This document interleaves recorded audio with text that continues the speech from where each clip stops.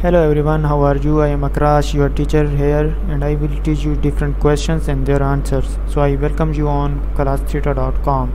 So our today's question is: Give an example of nature and an example of nurture. The answer of the question is: here is an example each for nature and nurture. Nature eye color is determined by genetics. Nurture a child learning to play the piano through lessons and practice. This is the correct answer of the question. If you have any question, just leave a comment.